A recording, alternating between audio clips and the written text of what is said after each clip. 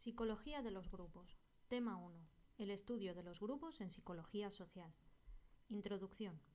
Los grupos humanos son oblicuos. La investigación en este dominio de la psicología social se centra en los procesos que acontecen en y entre los grupos, en cómo los individuos se relacionan con los grupos y cómo estos se relacionan a su vez con la sociedad en general.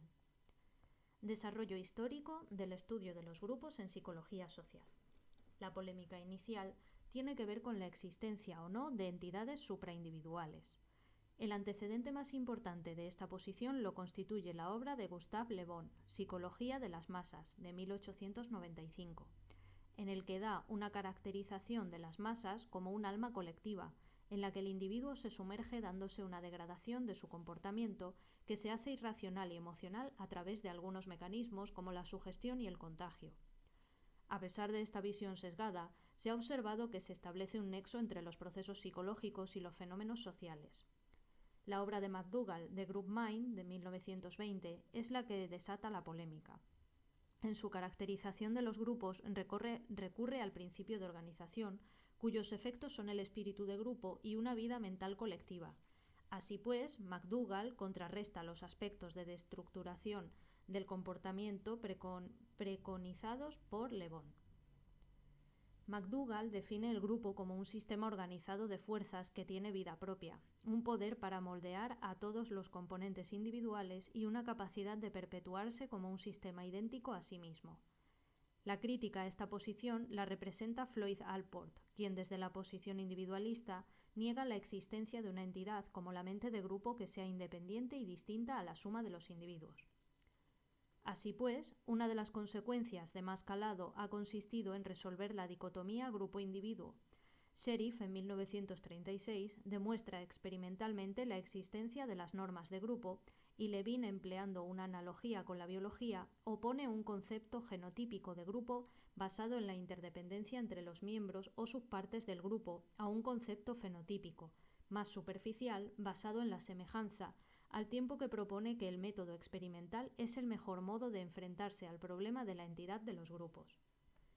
Asch, en 1952, para enfrentarse las dos posturas extremas del individualismo y de la mente de grupo, indica que las acciones de grupo tienen un carácter real que siguen leyes que no se pueden reducir a sus componentes y que son fruto de la interacción.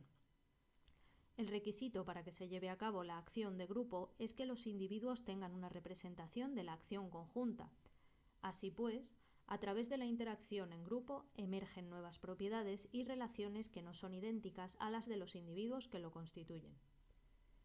Desde la perspectiva de la identidad social se analizan los procesos por medio de los cuales el individuo se transforma y su comportamiento adquiere un carácter colectivo al compartir una identidad social dentro de un grupo frente a otros grupos.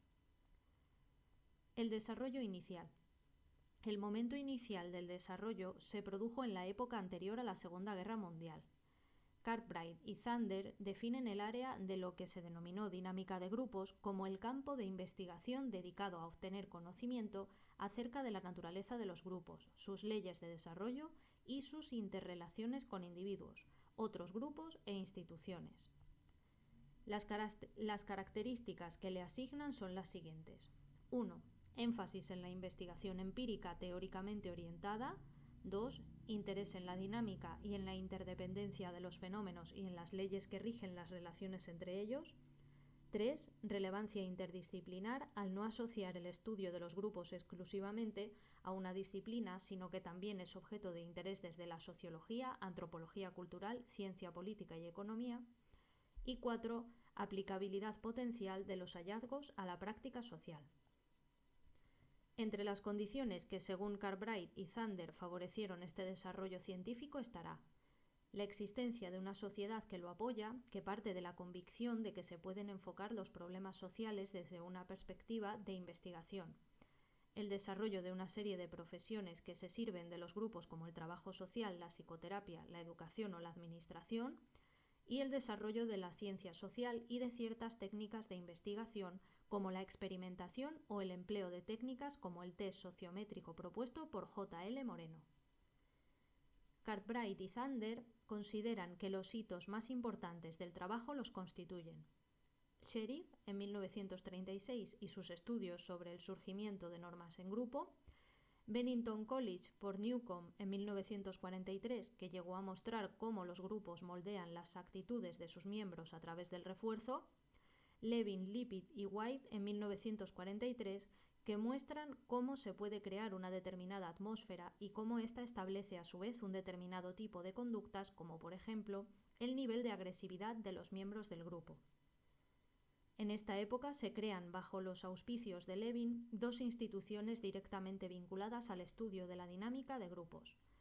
Una dedicada a la investigación, el Research Center for Group Dynamics, y otra destinada a la formación y entrenamiento de líderes comunitarios y profesiones en habilidades de dirección de grupo, National Training Laboratories. Perdonad mi inglés, es un poco spanglish. Evolución posterior. A finales de los años 60 se inicia una progresiva pérdida de interés por los grupos en psicología social. Una de las explicaciones de este desinterés la constituyó el trabajo de Steiner en 1974, en el que además de detectar un giro hacia lo intrapsíquico en la psicología social a través del auge de la cognición social como paradigma dominante en la disciplina, daba una explicación societal de la evolución del estudio de los grupos. Dicha evolución estaría reflejando tendencias en la sociedad con un retraso aproximado de 10 años y que el interés por los grupos se correspondería con etapas de conflicto. En el último trabajo en el que aborda esta cuestión, Steiner 1986, ya no alude a las causas societales del desinterés, sino más bien vuelve a aludir a tendencias dentro de la psicología social como un mayor interés por lo intrapsíquico que por la observación de la interacción social. Algunas direcciones actuales en el estudio de los grupos. Un estudio llevado a cabo por Moreland, Hogg y Haynes en 1994 trata de poner a prueba la hipótesis de Steiner de que el campo de los grupos refleja las tendencias societales. Los resultados dan poco apoyo a la hipótesis de que el interés por los grupos aumentaría después de un periodo de conflictos tras un lapso de 8 a 10 años. No se produce el aumento esperable a finales de los años 70 como consecuencia de los conflictos de finales de los 60, pero sí un incremento de los estudios a comienzos de los 90, tras una etapa de relativa tranquilidad societal en los 80. Proponen que el resurgir del estudio de los grupos pueda deberse a dos tendencias emergentes. 1. El entusiasmo de los psicólogos estadounidenses por los enfoques europeos en el estudio de los grupos que incluye, por una parte, el enfoque de la categorización social de Tagfel y el dominio intergrupal y los trabajos sobre influencia minoritaria de Moscovici. Y 2. El interés por el enfoque de la cognición social aplicado al estudio de los grupos. Moreland, en 1994, trataron de determinar en qué medida las dos tendencias teóricas emergentes, la de Europa y la de la cognición social, se reflejaban en la investigación. Los resultados indicaron un predominio de los estudios de laboratorio, un 76%, frente a un 3% de experimentos de campo o un 1% de estudios de observación de grupos naturales. Por lo que respecta a los temas tratados, comportamiento intergrupal un 38%, desempeño del grupo 23%, conflicto intragrupal 17%, estructura de grupo 8%, composición de grupo 7% y ecología de los grupos un 4%. El enfoque europeo influiría en un 16% de los artículos, en su mayoría dedicados al tema de las relaciones intergrupales. Un 31% de los trabajos analizados reflejaban el enfoque de la cognición social y también se referían a las relaciones intergrupales. Estudios posteriores en esta misma línea mostraron que se ha prestado una mayor atención a las relaciones intergrupales y una menor atención a los procesos intragrupales. Por otra parte, se indica que hay un 17% de artículos dedicados a la psicología de los grupos. En cuanto a la evolución temporal, se da un aumento de los trabajos dedicados a grupos hasta los años 80 y los 90, con una fuerte aceleración de esta década, tras la cual sigue el aumento, pero más lento. Se consideran también los trabajos publicados en dos revistas, Group Processes and Intergroup Relations y Group Dynamics, Theory, Research and Practice. En la primera, las palabras más citadas son intergrupal, estereotipos, identidad social y relaciones intergrupales. En la segunda, Las más habituales son dinámica de grupos, desempeño de grupos, liderazgo, identidad social y cohesión de grupo. Las tendencias que se apuntan en la actualidad son las siguientes. El estudio de los grupos desde distintas disciplinas, y así proliferan trabajos en el campo de las organizaciones o en el de la comunicación. Estudios sobre procesos intergrupales y asociados a ellos los de ciertos procesos sociocognitivos específicos, como los estereotipos. Interés por los procesos intragrupales, entre estos merecen destacarse los de influencia en grupos, y en cuanto a las tendencias en el dominio teórico, el enfoque de los procesos de la cognición social compartida y los que presentan a los grupos como sistemas abiertos encuadrados en otros sistemas más amplios. También se advierte una mayor vinculación entre el estudio de procesos intragrupales e intergrupales. Entre las explicaciones que se proponen sobre este renovado interés, Hogg y Tyndale, 2001, destacan dos nuevas conceptualizaciones, la de la cognición social y la del yo. En cuanto a la nueva conceptualización de la cognición social, hay que destacar su carácter social compartido, fruto del consenso, lo que hace que los grupos se conviertan en el contexto en el que se produce la cognición social. Por otro lado, la nueva conceptualización del yo pasa desde una óptica más individualista a una definición social. Esto se debe a dos enfoques.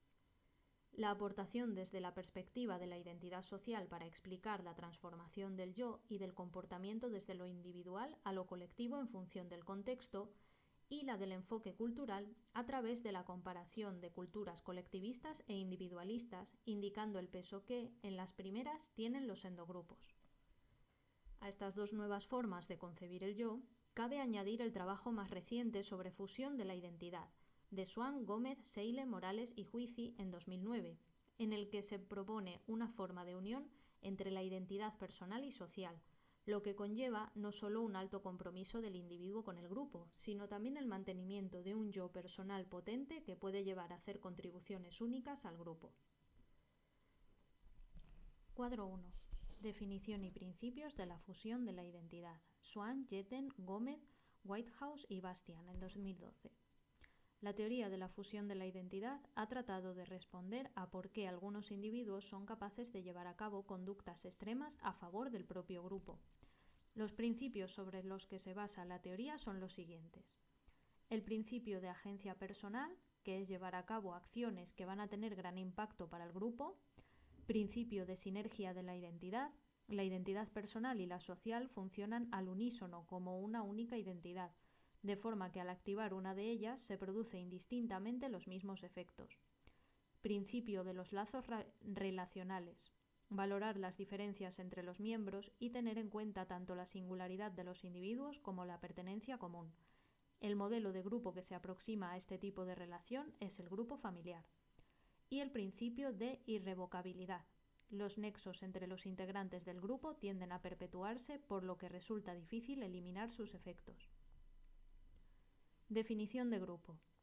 Las definiciones de grupo y su convergencia. Turner establece la siguiente agrupación.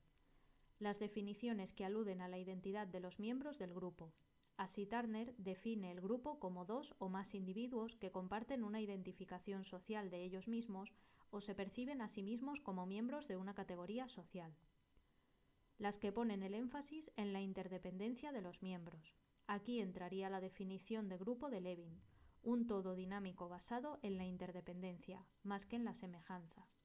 Más recientemente, Levin y Moreland en 1994 lo definen como un conjunto de personas que interactúan de forma regular, que tienen vínculos afectivos, que comparten un marco de referencia común y que son interdependientes conductualmente, y las que prestan atención a la estructura social del grupo.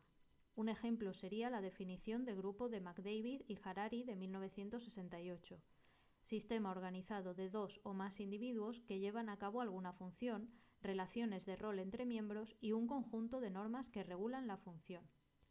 Huici, 1985, agrupa los atributos definitorios en orden de importancia.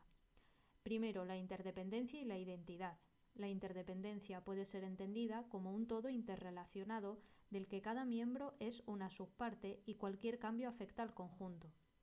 La identidad de grupo supone una percepción de uno mismo y de los demás como miembros del grupo, y la interacción entre sus miembros y la creación de una estructura y un sistema de organización social. Wilder y Simon, 1998, contraponen la definición que denominan categorial, basada en la semejanza entre los miembros del grupo, y la definición dinámica basada en la interacción. En cuanto a la perspectiva basada en la semejanza, se caracteriza del modo siguiente. Compartir una serie de propiedades. El miembro posee una serie de características críticas que definen al grupo. El grupo no puede tener características que no posean los individuos. La existencia del grupo se da en la mente de los individuos e implica una simplificación del mundo social, pero también se da una ganancia en la información. Así, esta última característica tiene dos consecuencias contrarias. Por una parte, se pierden los detalles individuales, pero por otra, se añade información adicional. La segunda gran definición de grupo propuesta por Wilder y Simon vendría de la perspectiva dinámica y puede caracterizarse del siguiente modo. Los grupos surgen de la relación entre sus miembros y de la interacción entre ellos. El ajuste de un miembro depende de cómo encaje dentro de la estructura, y los grupos que surgen de la interacción resultan más fáciles de percibir que los grupos categoriales. Cuadro 2. La comparación de las definiciones de grupo, dinámica y categorial según Wilder y Simon. Comparación de las definiciones de grupo. Categorial. Se define por propiedades compartidas, el individuo representa a la categoría, posee características críticas, el grupo es la suma de los individuos, existencia en la mente de los individuos, abstracción basada en la semejanza, y simplificación, pero también ganancia de información. Se pierden detalles individuales, pero se añaden expectativas asociadas a la categoría. Y la dinámica, que surge de la interacción y relación entre los miembros, no se dan inferencias del individuo al grupo. El grupo es más que la suma de los individuos, emergencia de nuevas propiedades y existencia externa fáciles de percibir. El debate sobre las categorías y los grupos. Desde la perspectiva dinámica se pone en cuestión la definición de grupo de la perspectiva de la identidad social, señalada anteriormente, porque no establece una distinción entre grupo y categoría social. Rabi, Scott y Visser, en 1989, parten del concepto del grupo de Levin e indican que, para este, el grupo se define como un todo dinámico, caracterizado por la interdependencia, y que una categoría es simplemente una colección de individuos que tienen una característica abstracta en común. Desde la perspectiva de la identidad social, Turner responde indicando que el concepto de grupo que se adopta es el de una colección de individuos que se perciben como miembros de la misma categoría, comparten una implicación emocional en la definición de sí mismos. La autodefinición como miembros de grupo en función de una identidad social compartida dará lugar a la acción colectiva. Lo central es, pues, el papel psicológico de las categorías sociales al definir y transformar al yo individual en uno basado en una identidad social colectiva compartida. Esta autodefinición sobre la base de la identidad social compartida es el criterio de formación del grupo. Bartal, 1990-1996, hace una propuesta integradora de las condiciones necesarias para que un colectivo se convierta en grupo: que los miembros del colectivo se definan como miembros del grupo, que compartan creencias grupales y que exista algún grado de actividad coordinada. El continuo de grupalidad. En lugar de tratar de establecer una distinción clara entre lo que son y lo que no son los grupos, otra aproximación consiste en considerar que el conjunto de personas posee un grado mayor o menor de grupalidad. Para establecer ese continuo de grupalidad, Levin y Moreland se valen de los criterios propuestos por McGrath en 1984: tamaño, interdependencia y patrón temporal. De acuerdo con tales criterios, cuanto menor sea el grupo, más interacción se produce entre los miembros en distintos dominios y más larga será su duración, tanto mayor será su carácter grupal. Recientemente, Moreland, en 2010, daba argumentos de por qué las diadas, pareja formada por dos seres o principios muy estrechamente vinculados entre sí, no pueden considerarse grupos, porque son más efímeras, se sienten emociones más fuertes y a menudo distintas, son más simples que los grupos, y la investigación sobre grupos y diadas se lleva a cabo a partir de marcos teóricos y métodos distintos. La percepción de los grupos como entidad. El punto de partida es la descripción que hace Campbell en 1958. El autor se basa en los principios de la Gestalt: proximidad, semejanza, destino común y pregnancia o buena figura. El destino común es la característica más importante, según Campbell, en la determinación de la entitatividad, luego la percepción de semejanza y por último la proximidad. En cuanto a las diferencias en el procesamiento de la información, Hamilton y Sherman, en 1996, han puesto de relieve que la información se procesa de un modo diferente cuando lo que se percibe es un individuo o un grupo. Las personas son percibidas como entidades coherentes. Por último, individuos y grupos se diferencian porque cuando se trata del procesamiento de la información inconsistente, en el caso de los individuos, se dedica más tiempo al procesamiento de la información y se recuerda mejor la información inconsistente que la consistente que en el caso de los grupos. Respecto a los determinantes de la percepción de entitatividad, se puede distinguir las propiedades de grupo, los derivados de las metas motivacionales y creencias del que recibe y los que tienen que ver con el contexto Likert. Las propiedades de grupo. Hamilton, en 1998, propone que la propiedad más importante a la hora de percibir a un grupo como entidad es la organización y la estructura entre sus miembros.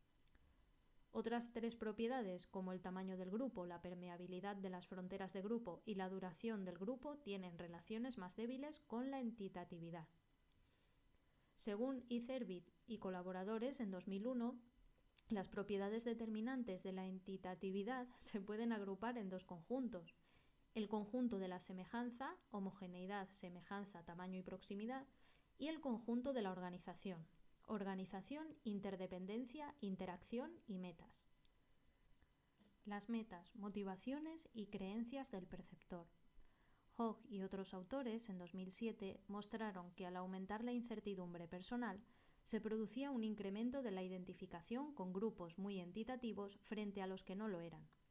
Otra consecuencia de la incertidumbre es la tendencia de los miembros del grupo a aumentar la entitatividad del propio grupo a través de exagerar las diferencias entre el prototipo del grupo y el de un exogrupo relevante. Otros trabajos de este autor, Hogg 2004, también muestran cómo la incertidumbre fomenta la vinculación de los individuos a grupos extremistas. El contexto. En un contexto competitivo es más probable que se perciba entitatividad. La consideración de un grupo como minoría o como mayoría influye en el grado en que se almacena la información en función de la categoría o de los individuos.